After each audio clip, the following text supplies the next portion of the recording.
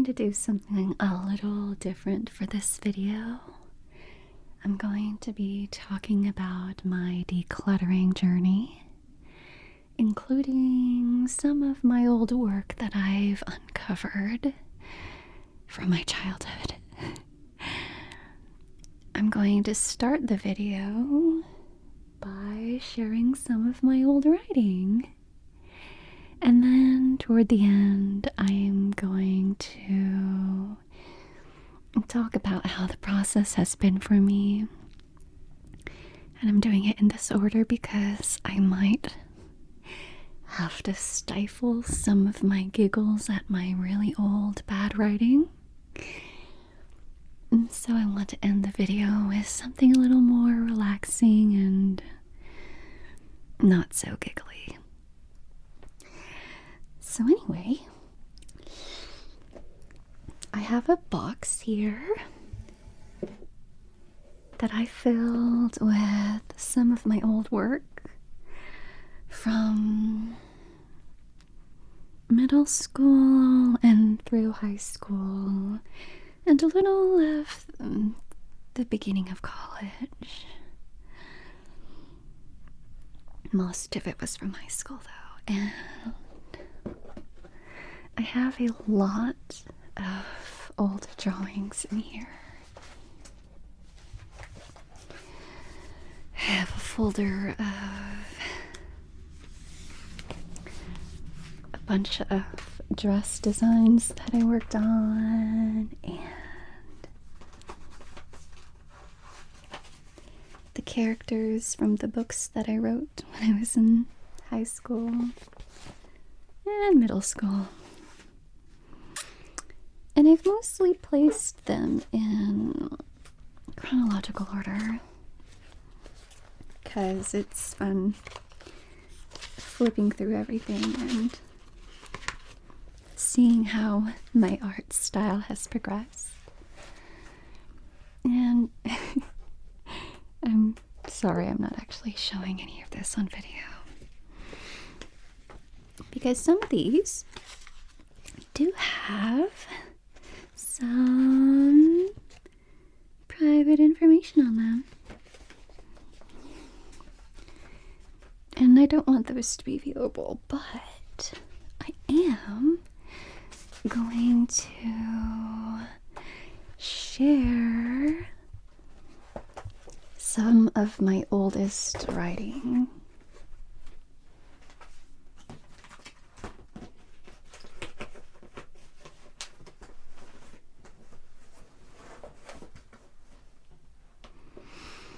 And the thing is, I wrote my first story when I was 7 years old, in 2nd grade. However, very sadly, I have not been able to recover that text. I believe I had only written it on the computer, but I wonder if I just deleted the old file or if I even saved it to begin with, because I even went through my old floppy disks to see if I had saved it on there. But alas. Okay. And that story was it was called The Haunted Mansion, and I had written myself and some of my classmates as adventurers into a haunted mansion, and one of them gets trapped in an Iron Maiden, except as a 7-year-old, I did not know the word for an Iron Maiden, and I just called it a coffin with nails. But anyway, here I have the story that I started writing when I was about 10 in 6th grade. And I had taken everything out of my old binder.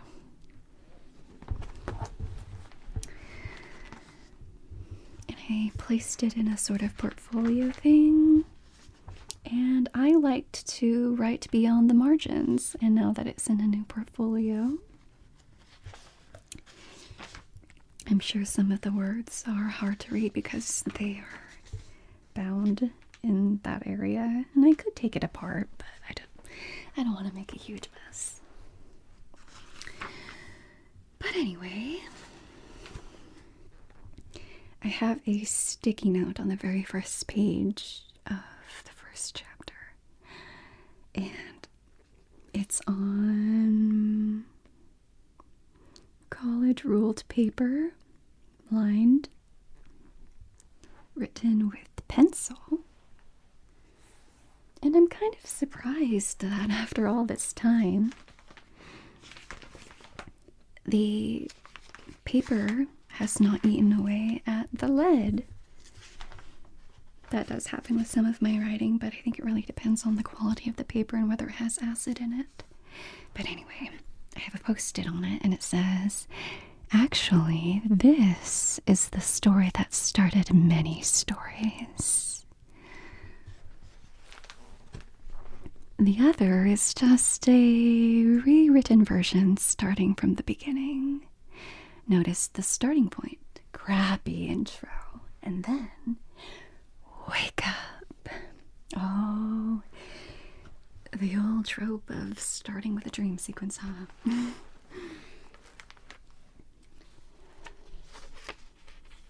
And this is fantasy.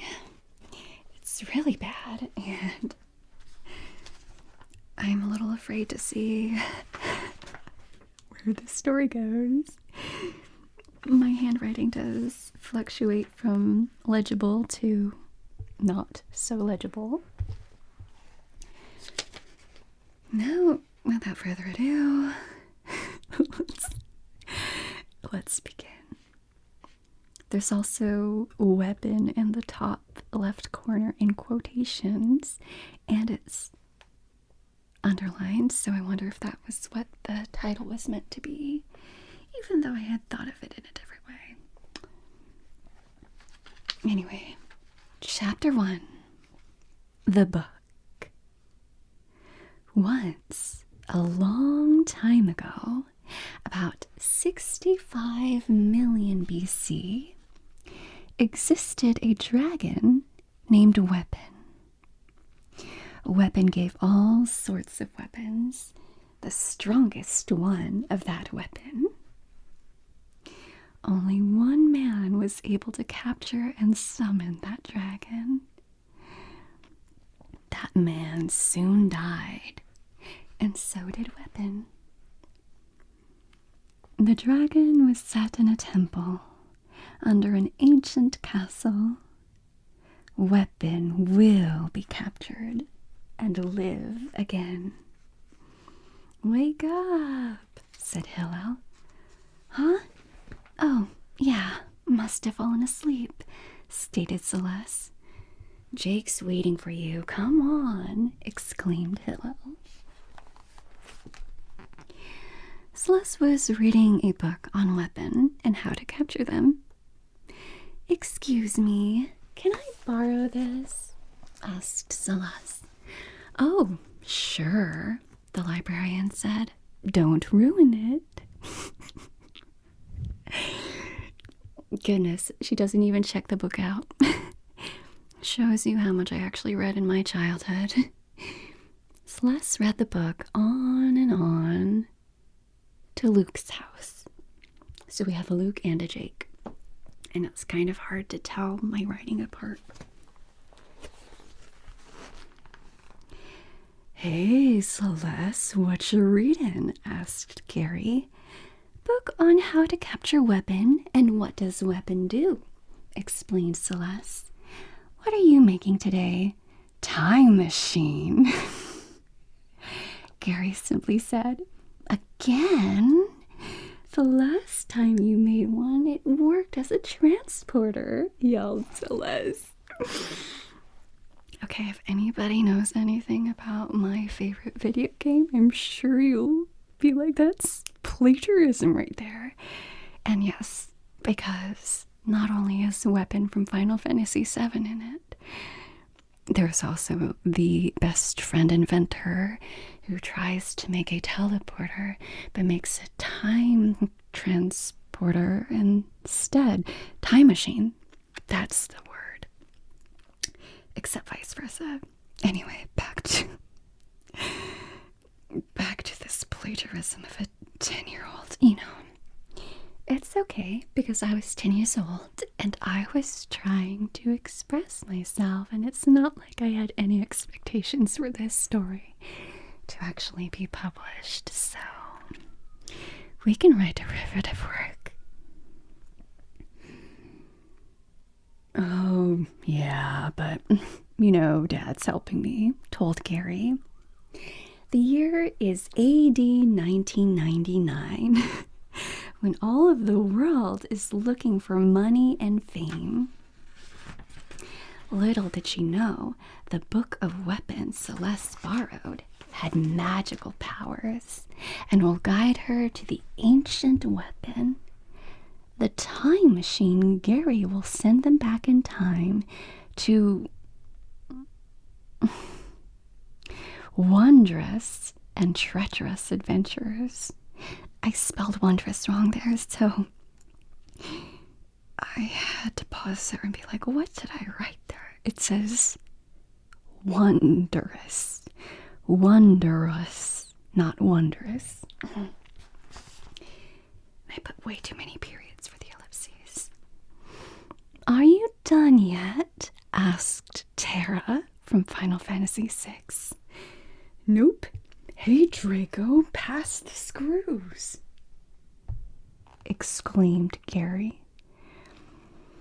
Hey, Celestina, what are you doing? Tina asked.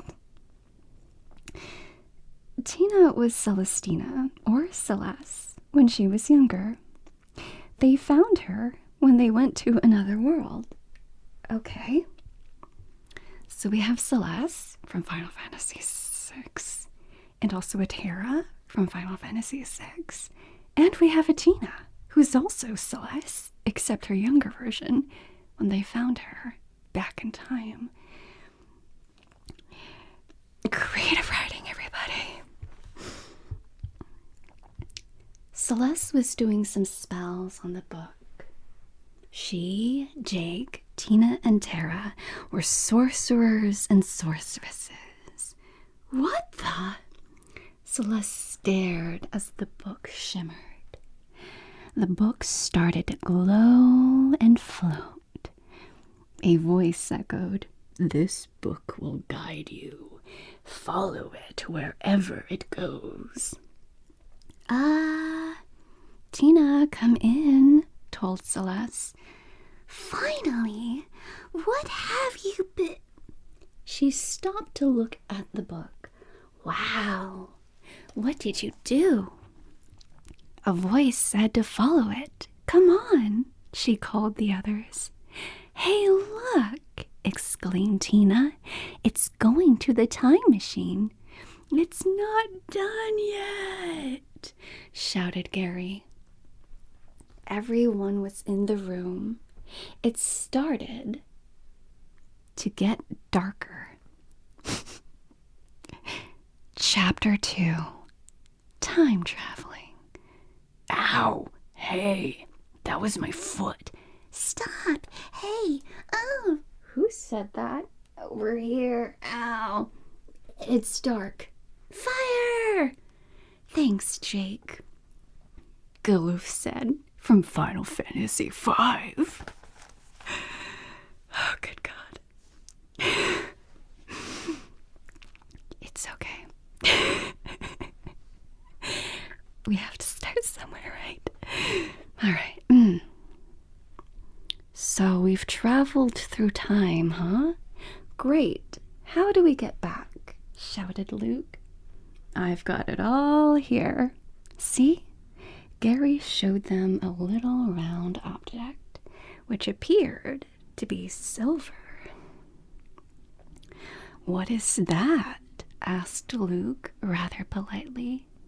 A ball which shifts time, exclaimed Gary. According to the time shifter, we are 64,999,999, which is the year before. What's his name? Oh, where Rui captured Weapon.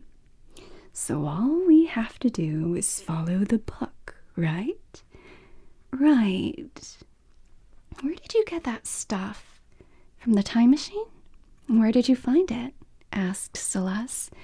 I did get it from the time machine, yes. I found it in the ocean. Look, the book is moving, shouted Gary as the others followed. The book led them into a swamp, over hills and around a tree and into a castle. The castle was dark and gloomy. Nobody said a word since the book moved. Then the book slowly moved toward the time shifter. Oh, now where did we go? Someone asked. The whole room started to get darker and darker. Everyone was falling.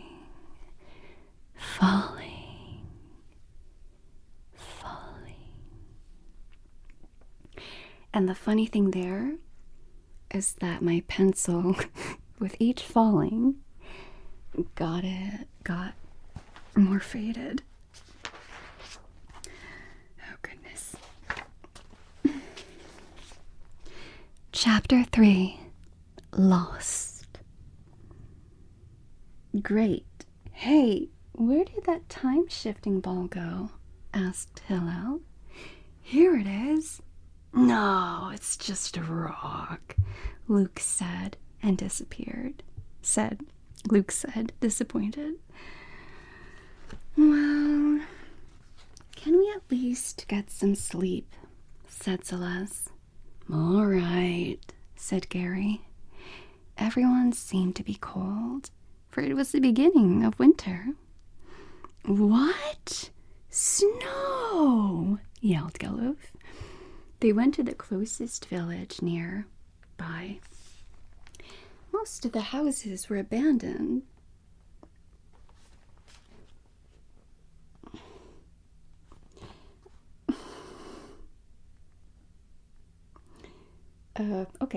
Most of the houses were abandoned on the dead-looking side, but the other side was bright and people seemed friendly. Excuse me, would you like to stay at my place? No charge, said an old kind woman. Sure. Everyone was tired and exhausted. The old woman made them tea and some roasted chicken.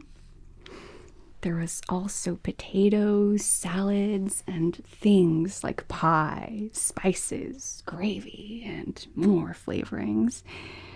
I didn't know pie was a flavoring. You cook great.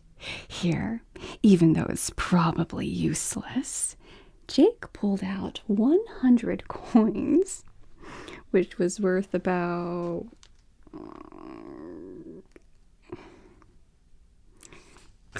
Well, I can't read it because it's in the binding. Oh, thank you. You're so kind. I'll let you stay here whenever you'd like. The old woman was so pleased. You should rest now. Everyone went upstairs to bed. That night, Celeste heard a strange bump. Hey, Jake, whispered Celeste. I have a weird feeling. Don't you think we've done this before? Traveling through time and stuff? Asked Jake. Yes, I have, said Celeste. I remember reading about Weapon. Yeah, Then we searched for it. Then we end up here, found weapon. He paused. Then we died. Huh? Oh, right. So probably something wants us to find weapon. History keeps repeating itself till we finally capture weapon. And if we die again, we'll just be revived and find weapon again. Right. I know what we did wrong. I didn't get stronger to find weapon.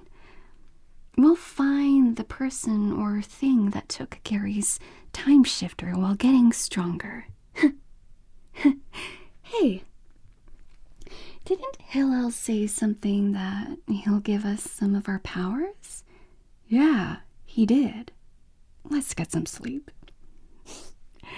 When did he say something about giving them powers?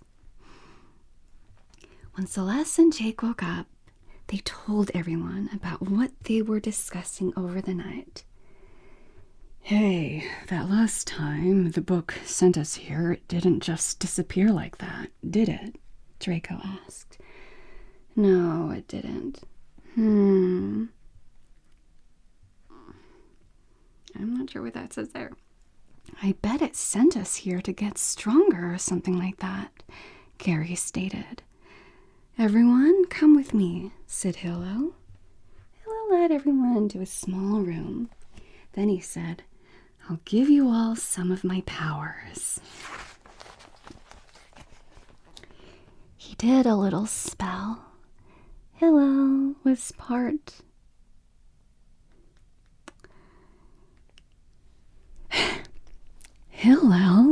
part everything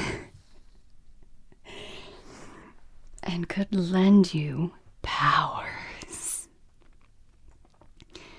I have given you the powers to teleport and invisibility, to walk through things, special element barriers, and the thing that turns you into a doll. Well, not exactly. You first use the power, then it transports you to where you'd like, leaving the lifelike doll of you behind. He went on and on, telling them how to use their powers. First, we need to find the time shifter. Have a good day. The old woman had given them some food with some ingredients to heal with. The group looked around until there was no more snow. Wow, I didn't know that looking around could melt snow. Hillel gave me this power before. So, if we just... something about the ball, we could teleport there.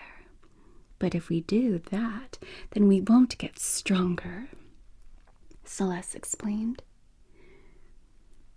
Why don't you think about the ball, teleport there, see where it is located, teleport back here, and tell us, Gary stated. Great idea. Celeste teleported to the time shifter. There she saw it, risen above a golden platform. She teleported back. It's in a temple, she said. Well, I'm glad she knew that, because by that description I could not tell anything. Chapter 4. The Search. Everyone looked around for a temple, but none in sight. Must be underground, said Galoof. Look, in the lake, shouted Draco. There, everybody saw a shining silvery light, the same look as the time shifter. Hello, how do you use the elemental barriers again? Asked Celeste. In this case, you should use the water barrier. Just say, water barrier. Then go underwater, answered Hillel. Oh, water barrier, shouted Celeste. A little ball appeared around everyone. Then everyone but Celeste, Tara, and Tina jumped in. What's wrong? Luke's head popped out of the water. You have the barrier now. It wouldn't hurt you. The girls hesitated, then jumped in. Underneath, everything was dark and gloomy, but they all kept following the strange light. Look, there's a whole bunch of time shifters down here, shouted Jake, down about 10 feet away from the balls. Suddenly, a gate shot from under the floor and blocked all of the balls. Everyone pulled out their weapons from nowhere. Steel-bladed sword! Tara summoned a demon to get rid of the gate.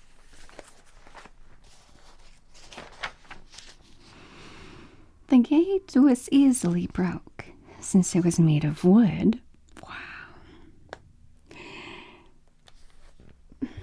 The demon quickly vanished out of sight. Everyone went to the time shifters. Are these real? Tara asked. Gary exclaimed then said, yes. Everyone took a time shifter. These are too new. They would need aging. Just leave them here. Everyone, especially Tina, was disappointed. We'll just find mine.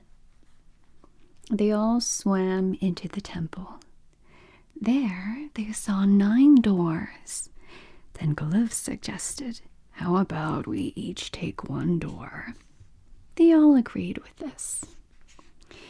Celeste, who was part psychic, always had luck in these situations. She kept walking. She saw the light. Tina was also a psychic, and she could sometimes see what Celeste sees.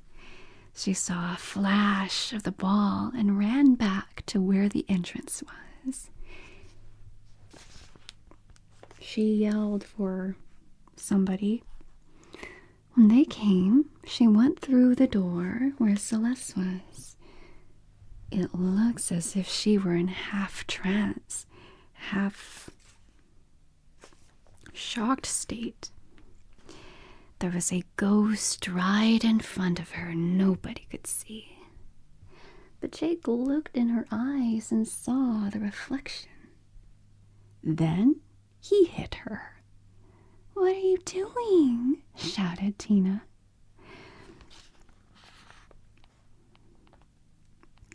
Celeste woke up. She took her rod and hit it at the ghost. It vanished. She tried to grab the time shifter, but it was just an illusion. When it vanished, metal bars shot up to block every entrance. When they were trapped, the floor slid under the walls to make them all fall down into darkness. Everyone wondered when they would hit the hard bottom floor, but they didn't ever touch it yet. Then, when they thought they were outside, bright light appeared, only to reveal that they were about to be drowned. The same ghost that was hypnotizing Celeste made the light and was drilling a hole through the wall at the underwater temple.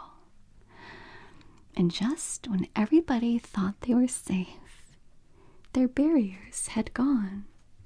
Oh, shame. I used the wrong there. Disc, disc. Make another barrier, quick, shouted Draco. I can't, told Celeste. I'm trying. I can't do magic, exclaimed Tara. Well, can't you do the levitating thing? Luke asked. We can't do magic, the girls shouted. Just swim. They all tried to get back to the top of the hole so they could get air, then swim back to the surface. When they finally got to the top of the hole, they ran to the entrance, took a deep breath, and swam to the surface. We have to go back, said Gary. What? The girls hated swimming.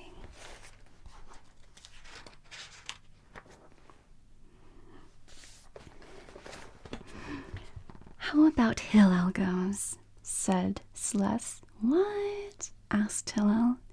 You are a good swimmer. And besides, you can't die, explained Tina. I also think you should go there. Everybody agreed with this. Then Hillel made all sorts of excuses, like he was part human, even though he was. He finally agreed when nobody was listening to him. He jumped into the water. Nobody saw him until over an hour. When Hillel finally came out, he gave the time shifter to Gary. Might be a library somewhere, said Gary. They walked to the village, spotting and fighting a few monsters on the way, then looked for the library. The library was the main public building, besides the mayor's house. Because that's how fantasy villages are. Books were everywhere. Then Luke spotted the librarian, who looked worried. Excuse me, he said.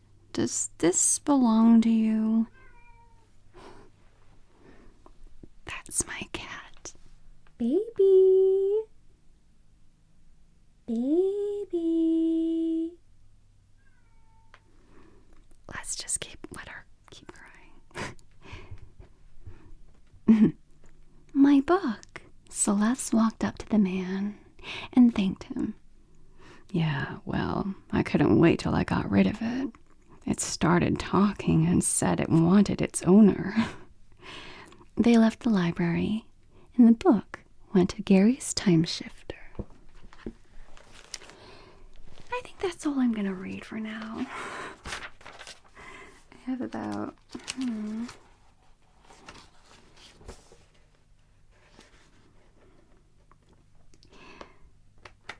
I have several more pages left, but I think that's enough. I think we get the point. Hey, Bob.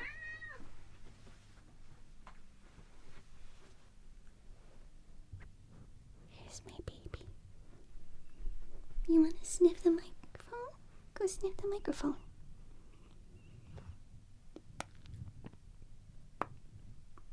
I love you. Anyway, so that's a fun little look and a little bit of nostalgia with my old work. Now I'm just gonna gradually put everything in this box back in order.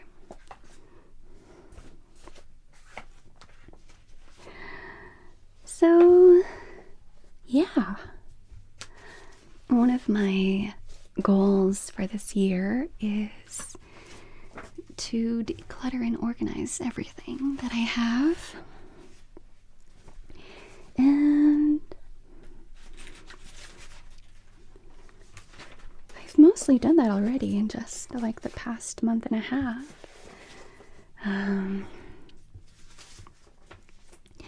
I read two of Marie Kondo's books, the life-changing art of decluttering and spark joy.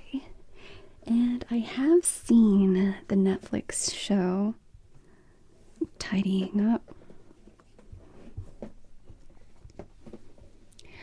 but I feel like by reading the book you get better insight into her method and how you can apply it to your own situation.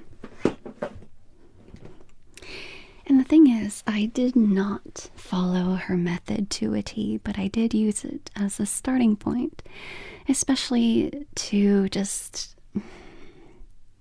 ask myself whether something that I have sparks joy. And a lot of the things that I was getting rid of were things that made me feel like a child. And I am not a child anymore. So I got rid of like a bunch of old clothes that I was still holding on to. Or a bunch of, I got rid of a lot of Sanrio stuff. And I joined a Buy Nothing group. And I got rid of that to somebody in my community. And they were happy to receive it. And I went through a lot of my I had gone through a lot of my old schoolwork a long time ago. So the majority of the stuff I still kept was the stuff that I made for fun. My old drawings, my old writing, a lot of the old clothes that I made. And while reading the book, it made me realize that even some of the things that I don't use or I can't fit into or anything like that, like, logically I could get rid of them, but because I had put so much love into creating them, they did spark joy for me. So I was like, maybe I will hold on to this. In one of her books, she talks about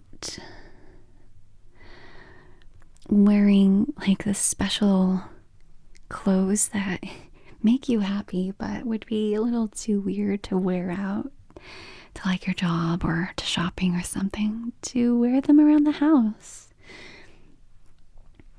So yeah, I have a lot more room on my closet rail now, which is really nice. And I've donated so much stuff. And I feel like it really will help me move going forward to when I'm faced with purchasing something, to ask myself, like, how often will I use this? Does it spark joy just holding it now? Where will it go? What use will I have for it? And thinking about my belongings as in, where their place is helps a lot, because I have a lot more blank space now. I have room on top of my dresser and on top of my shelves, and I have room for my house plants. Which is really nice because I like having plants around, but with all the stuff that I had before, it was kind of hard to find a place for them that didn't feel too stifling. Now I have more space and it feels brighter in here.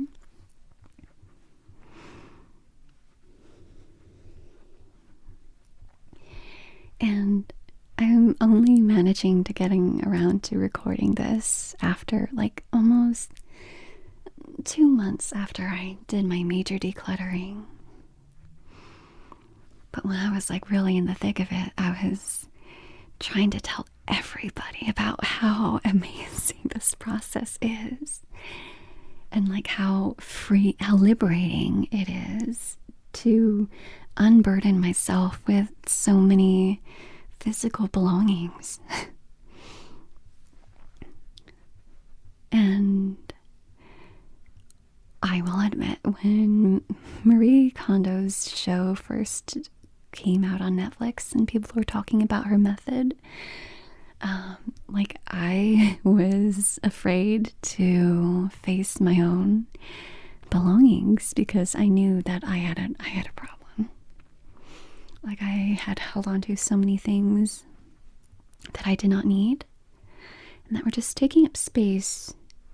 And a big thing is asking myself, this could be useful in the future. And with this past decluttering, a lot of times it turns out no, actually, if I really need something like this in the future, I can get something. And it's so much nicer to have the free space to clear up the space that I was taking up in my life. And so I could use that space to find serenity or to make more space and display the things that I do love and do bring joy, like my plants. So it's definitely a self-care activity, but not in the, I'm just gonna sit down in front of the TV and eat a bunch of candy bars kind of self-care. I mean, like the tough self-care where you have to face the parts of you that you buried away and don't want to deal with, but now you have to, because if you don't, you're gonna keep going down a dark path and the problem is never gonna resolve itself. So it does, kind of, you have to face some dark parts of yourself. But once you do, it's so good just to let that stuff go. And not even just physical things. I feel like I've been able to let go of a lot of emotional things too. Like, letting go of the physical kind of gives me the strength to realize that the past hurts that I've been holding on to just hurts me most. And I kind of go into this in one of my, the forgiveness training that I posted a little while ago. So, I would highly recommend this process if you feel like you're overwhelmed in life and that you don't have as much control of things as you would like. It's just like whittling down your belongings and surrounding yourself only with the things that make you happy, or the things that you truly need. It really does something, and it's kind of amazing. And when I was going through everything, I was just like, wow, why did it take me so long? Like, why did I hold on to all of this stuff?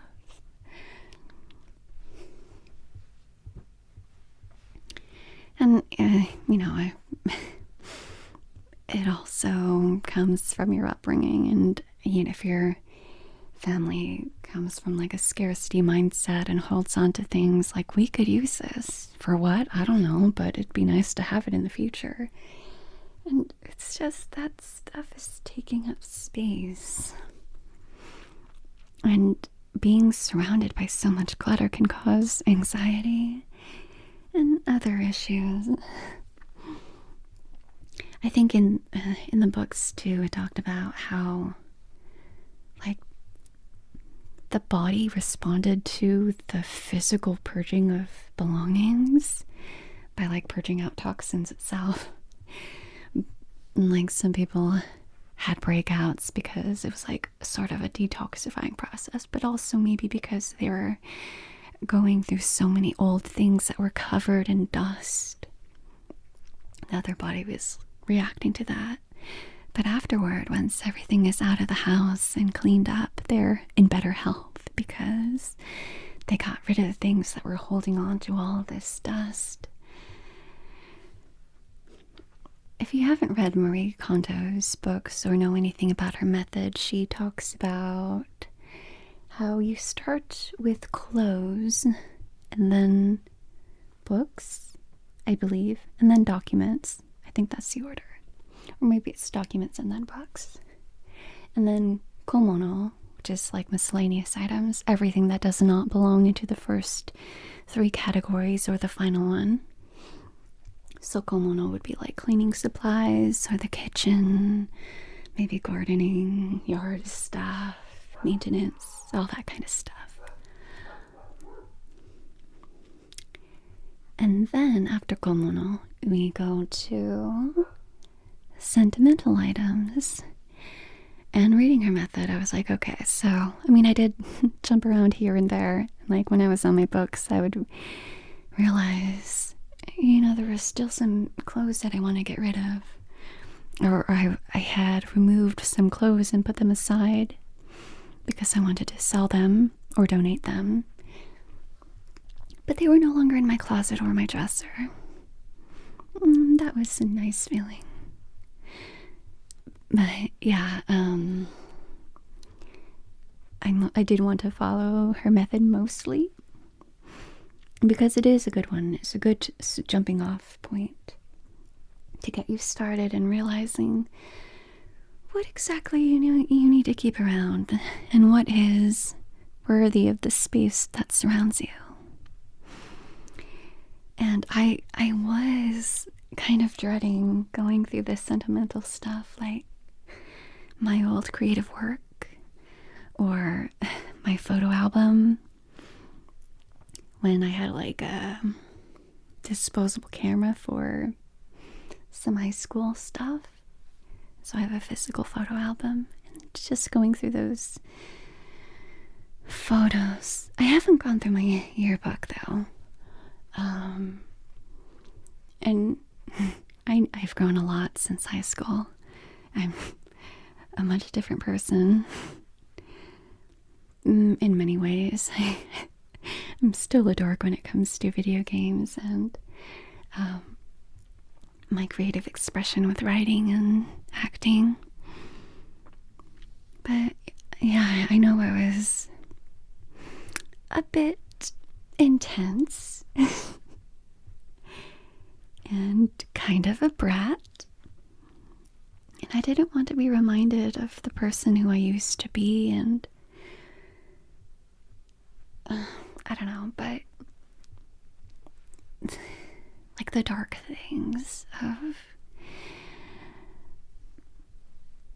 being insecure and believing that if I messed up at something, that would mean that I was a bad person. And I didn't want to hold on to those feelings. But the thing is, I don't know if it was the process itself of having let go of so many things already and learning to forgive for my own sake. But it was really pleasant going through my old photos. It was nice. It reminded me that I don't think I got any negative feelings out of it. Well, okay, there was like a couple of people who are no longer in my life, but it was easy to put their photos aside and be like, you were important to me once. And we had a falling out, and that's sad. But I'm not going to dwell on it because I'm living in the present and I don't want to think too much about the past and who I used to be to have contributed to our falling out. But like going through my old work and my prom pics, it was so good.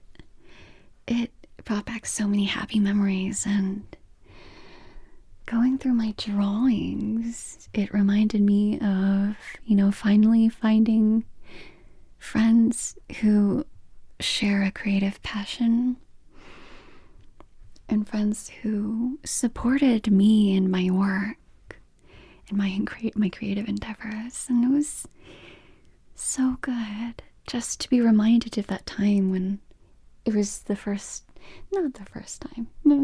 second time in my life where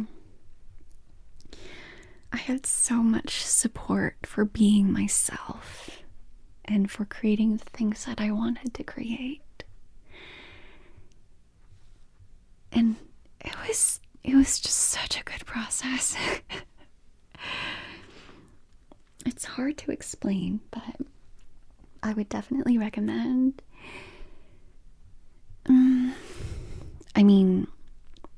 Putting the videos on in the background could give you an idea of what Marie Kondo's method is to begin with. And the show's it's enjoyable.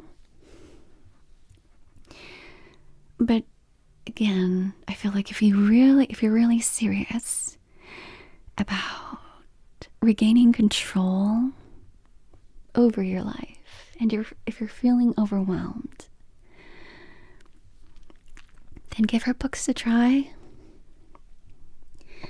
Get an idea of what her method is like. I found it rather inspiring, and I think even when I was reading it, I might have started some decluttering because I was like, I can do this. I felt so empowered. Or maybe I was taking a break for the day and I was reading some more and I was like, yeah, I can do that tomorrow. I know what I'm going to do tomorrow. And it was kind of really addicting. It's so weird. I think my therapist said that I was handling it in a pretty healthy way. And that even though my mind was so active during the most exciting parts of the decluttering, that it was so hard to sleep. I was like, I have so many things to get rid of. And it was exciting. Because it was like, if I get rid of all these things, it's like unburdening myself of so many things I've been holding on for no good reason. Again, mentally and physically. And I say getting rid of, but really she talks about this, and I think other minimalists, even though Marie Kondo does not consider herself a minimalist, they talk about it's more so about what you decide to keep, and the other things you just let go of. So a lot of people are, loss adverse. They don't want to lose things. But if you reframe it like that, it's not about getting rid of all this trash that you don't need or use. It's more so about making more room for the things that you do love and cherish. Because you deserve it. You deserve to have space and have better organization. And I'm also, one of my goals for this year is not to buy frivolous things. And I think going through this process helps a lot with that. Just to be like, again, do I have a space for this? How often will I use it? One of the exceptions for things that I am allowing myself to buy this year is storage. So I have bought several baskets and boxes, and some of them are made of lovely bamboo, which I realize I really like because it's a natural material, it's strong, and it's beautiful, and I like to surround myself with flora. But anyway, another thing that Marie Kondo talks about is that once you declutter, you may find that you don't even need a lot of the storage that you had before. You could maybe even get rid of some of the big furniture pieces. And I do feel maybe I have a few too many baskets and boxes now, but because they are made of natural material, they are beautiful, and I don't feel icky putting them out on display. I don't feel like I need to hide them away in my closet or under my bed or in a drawer or something. They're like out on my shelves, and they're beautiful and they're useful. And it's really nice.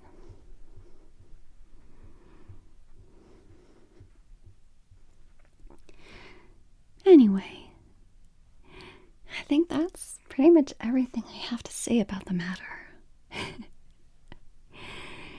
Thank you for joining me on this rant and with sharing some of my old crappy work.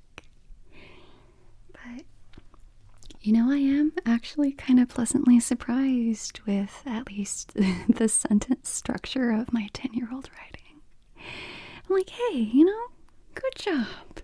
I've improved so much, but, I see an actual effort here.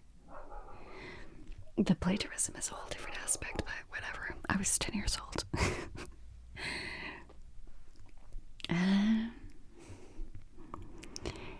If I've inspired any of you to start reading about your own decluttering or picking up Marie Kondo's books or even watching her show on Netflix or anything else, please let me know.